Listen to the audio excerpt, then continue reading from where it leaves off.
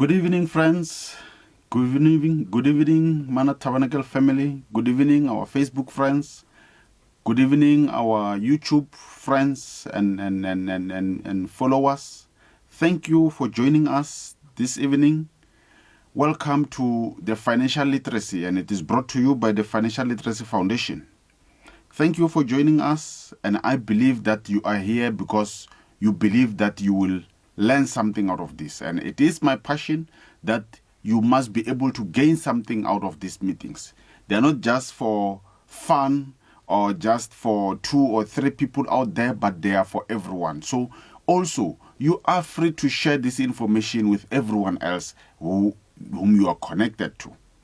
And first of all, allow me to thank and appreciate the leadership of the house, our senior pastor, Pastor Joylene, and our general overseer, Pastor Strike, for staying on and keeping on in this journey. It is a tiring journey. It is an expensive journey. But as we continue, I believe that many people are benefiting out of this. And thank you very much for being part of this platform.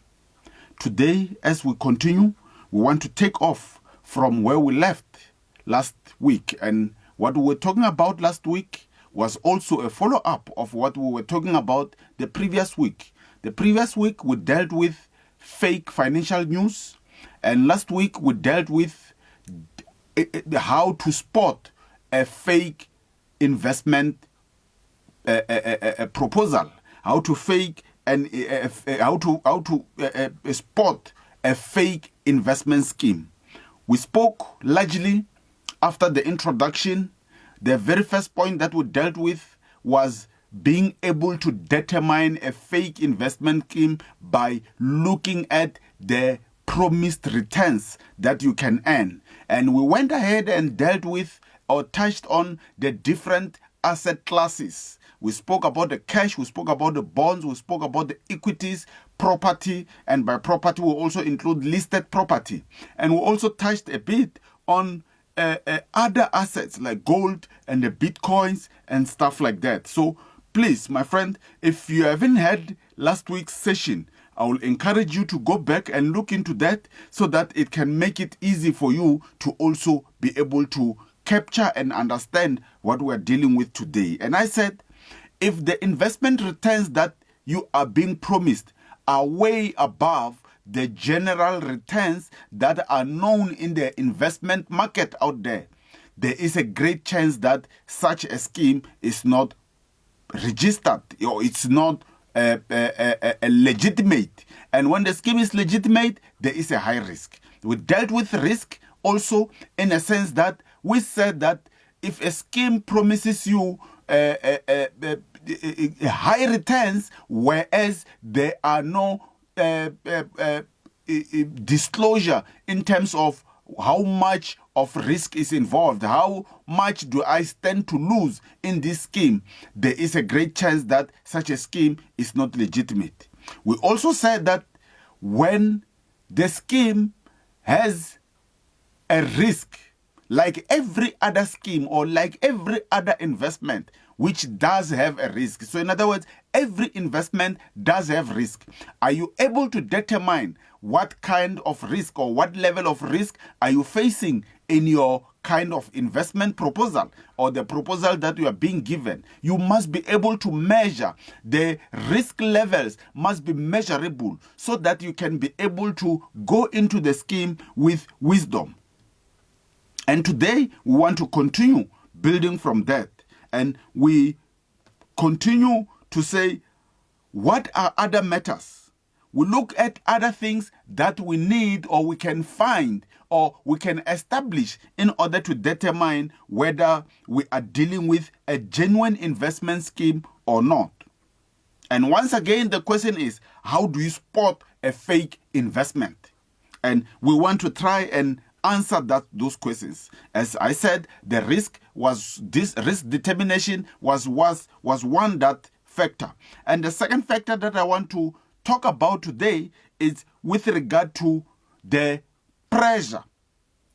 The moment in a scheme you are being pressured to enter into, there is a great chance that it is not you benefiting out of it. So fake investment scheme providers or fake investment scheme agents out there, they use pressure tactics in order to be able to get you into the scheme, to get you invested into the scheme. They will talk about it is a limited time offer, or get in before it sells out. They talk about special rates and so on and so on. All of these, great chances that a good scheme will be able to receive or accept investors.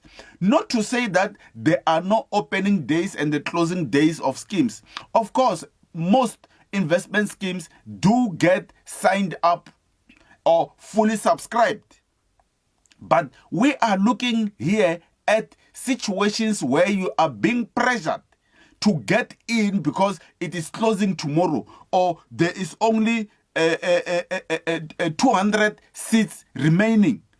Those type of things, we need to be careful when we listen or when we hear them. Sometimes you will be told that there's only 2,000 people that are allowed to put their investment in this scheme. And you are told that, what are you waiting for? And on like that. Yes, what you are waiting for is more information, because it is information that will be able to assist you to determine. I rather have a scheme moving and I miss that opportunity without putting my money in, than to put my money in a scheme which I don't understand, only to find that at the end of the day it is rendered a useless scheme, or it is rendered an illegitimate scheme. So investors need to understand the details of the scheme. Don't succumb to pressure. Don't succumb to pressure tactics that are used. Things, sometimes we are being promised discounts if we come early, that the first 10% of people or the first 50 people will be getting 10% discount or 10% credit and things like that. Remember, you are going in to invest, not necessarily to get discounts. So we need to watch out when we are faced with pressure tactics like that. The other point that we can talk about is the pressure tactics that are about just giving you gifts. While still on the pressure tactics, this time they promise you gifts. Besides the 10% discount and so on, they call you to say that when you invest in this, you're going to get, I'll use an example, you're going to get a laptop, which you're going to use to monitor your investments. Those type of things. Or you're going to get a cell phone for free. Or you're going to get 1, 2, 3, you're going to get a camera. You're going to get different things. When you invest, you are not aiming or looking at getting a camera or aiming at getting a cap. If it comes, it's okay. But don't be pressured in getting into an investment now just because you're going to receive a cap or a squeeze bottle. Sometimes we put in large sums of money because we have been promised a squeeze bottle. How much is a squeeze bottle compared to the investment amount that you are putting in? I call that bribe. So what we could also say here is that don't get into an investment simply because you have been bribed. Don't invest because you have been bribed, because the bribe, when your money has to return or when your money has to come back, you will find that the person who bribed you is no longer there to answer your question. So just learn to determine how your returns are generated, just more than you receiving something in return. All of these pressures, these pressure tactics are merely there to rush you into bringing in your money. It is simply there to rush you into investing without thinking, investing without understanding what you are getting into. Let us learn to differentiate what we can receive out of our investments in comparison with the investment itself, if what we are expecting to receive, it's not necessarily the return. Remember, the bribery or the gift that you are receiving is not necessarily the return, unless if you are willing to settle for a squeeze bottle or a cap or a t-shirt. Some people, it's because they are bought lunch. Then they put their money in simply because they've been bought lunch worth 200 rand. And they are willing to put in thousands of rands. You could have bought lunch for yourself with the money that you are putting in. So we need to be careful and watch out for such kind of tactics.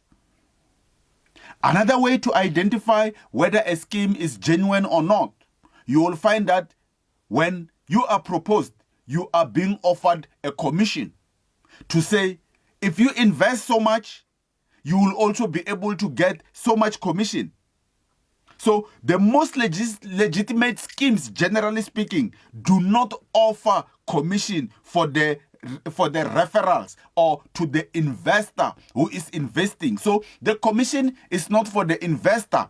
Commission is for the agents or the representatives. So the moment you are being offered commission, whether it is commission for referrals, then you must know that there is probably something fishy around that scheme.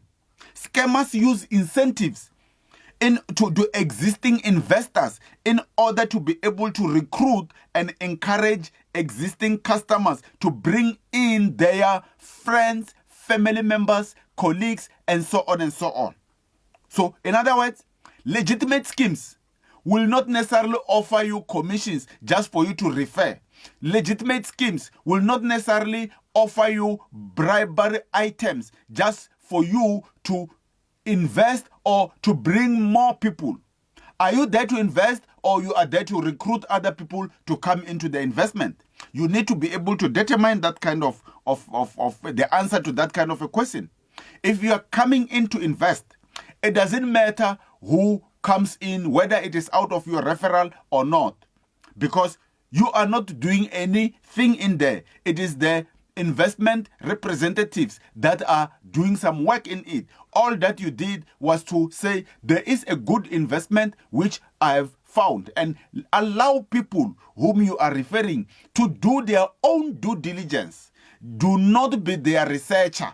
Do not be their research source. So allow them to be able to do things separately from you. In that way, I am saying schemes that offer commissions, often you find that they are not legitimate schemes, or they are too desperate schemes in order to survive by themselves. Another reason or another fact that we can look at in order to determine whether a scheme or investment scheme is legit or not is to look at their history. So look at the history of such an investment scheme or investment proposal. Does it have a history, or it has just been launched yesterday? I don't mean that new schemes that have just been launched without history are not legitimate. They may be legitimate. In that case, we look at the founders. We look at the products that are being used. Are they genuine products? Are they a well-researched, well-founded products which are being used by that particular new scheme? Who are the owners? Who are the directors? Who are the managers of such scheme? If we're able to determine that kind of information, we will be reducing the chances of being scammed drastically. So scammers uses fictitious track records. They claim to be well established just to gain your interest. So even though they have just been launched yesterday, they will be able to pull out some other company and say, we are linked to this company and that company. We are linked to this success and that other success out there. And if you go deeper into it, you find that actually there is nothing like that. Problem, we simply believe what is being said and we fail to research. Remember, you can visit in South Africa, we've got CIPC, the body that registers companies.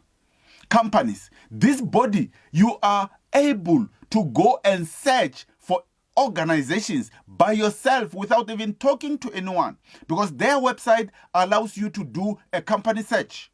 You will also be able to find who are the owners, who are the directors of a company. You will also be able, if you go a little further, to be able to check which other companies are linked to this particular company that is providing me with this particular proposal. They will often talk of years of experience. Even when they were registered last year, they will talk of years of experience. So they will talk of awards that they've won. They will talk about this and many other accolades that they will have achieved. Meanwhile, they are fairly new. So in so saying, or in so doing, they are simply there to validate their existence. And the moment they go back to that level, meanwhile, they were just registered last year, they were just registered last month, you must be able to say something is not right here. How do I get a history of a company which was registered just last year? So you must be able to track the owners, track the subsidiary companies and the holding companies and the parent companies and so on about that particular scheme. Some uses testimonials. Testimonials were referring to records of satisfied customers. So they will make that up just to be able to tell more or to market their investment. Someone will stand out and say, I've benefited so much, I've gained so much a percentage on my investment and blah, blah, blah, blah. Meanwhile, the actual sense is that that product or that scheme have just been launched. And how did it benefit that much if the scheme was not existent prior to, if it is a 1 year or 5 year investment, and here is a person who's coming today, the scheme has just been launched, and he comes today and say, I've gained so much returns in this scheme. Meanwhile, the scheme did not exist. It may not necessarily be exactly the way I put it, but let us be wary, let us be careful of testimonials. Testimonials could be in writing, like you will normally find on the web or on website. It is also the recorded, which you will find on audio or on video. Let us be careful of that kind of testimonies, which tries to give or portray a good track record about a particular product or a particular investment scheme. There are websites which are normally used, especially here in South Africa. We use websites like Hello Peter and others to be able to determine how many people have once complained. You can go to different ways. Google that particular company. You will always get someone or something that will have been put in by other people that try to talk about their experiences without that one which is given to you, without the solicited testimony or testimonials that are given out by people out there. Another way to determine fake investment scheme is to look as to whether it is regulated or not. By regulated, we are saying, is it a registered scheme? Is there a professional body that registers such a scheme? For example, in South Africa, we've got the Financial Services Conduct Authority. We used to call it FSB. We have that particular body which registers all the investment schemes. All, not some, all the investment schemes. And it will be interesting maybe to also mention that things like Bitcoins, for instance, are now bound to be registered with FSCA. So in other words, there won't be anyone coming to you to market Bitcoins to you if he is not a registered financial services provider. So those type of things. Do we have such a scheme, and which body is registering such a scheme? If it is an investment scheme in South Africa, it must be registered by FSCA. If it is an investment product in South Africa, it must be registered by FSCA. And looking at the agents or the representatives of such a scheme, because we are talking of an investment here, such people must be registered financial services providers.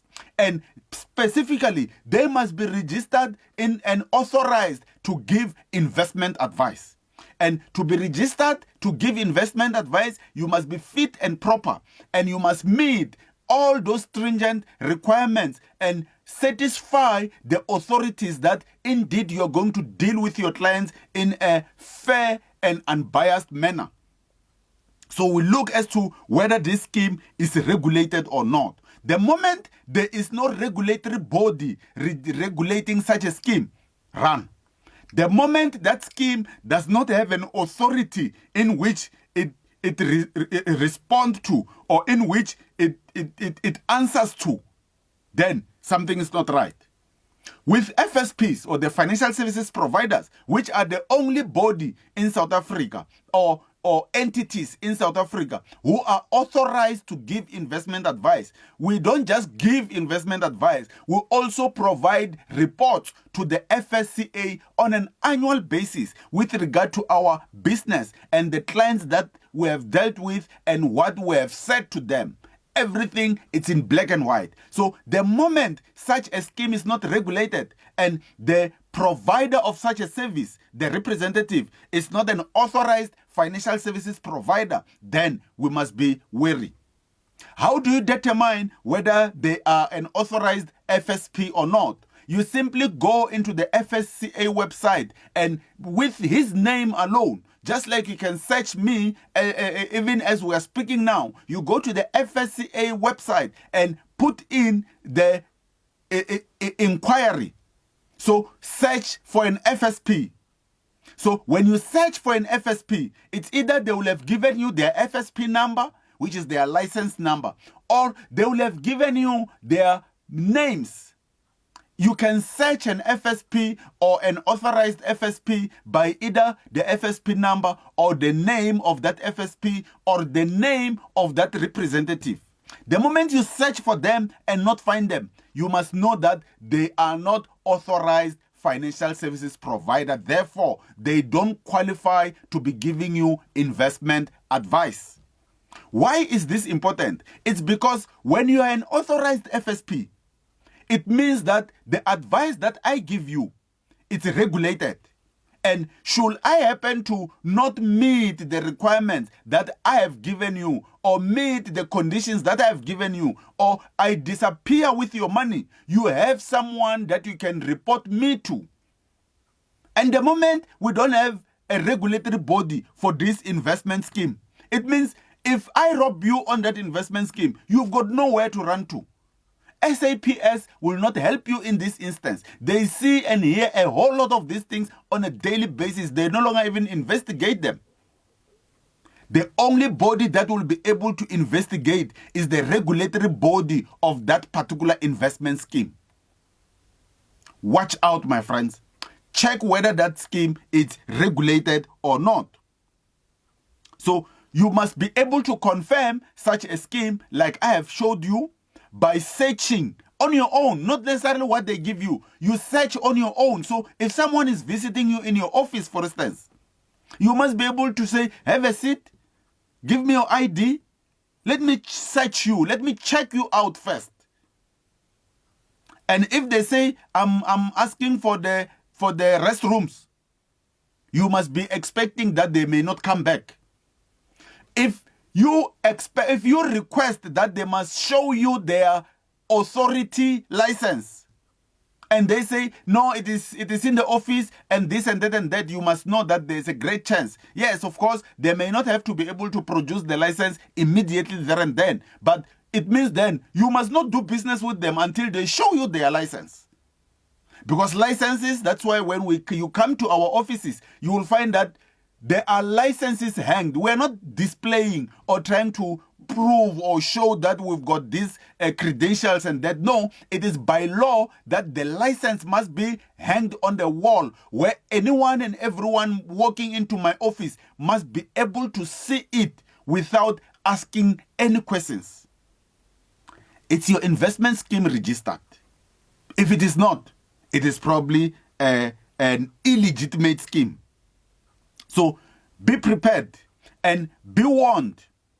And while speaking of the registrations, let me also say, if I am registered or I've got a regulatory body and I don't give you what I promised you, you have a right to sue me.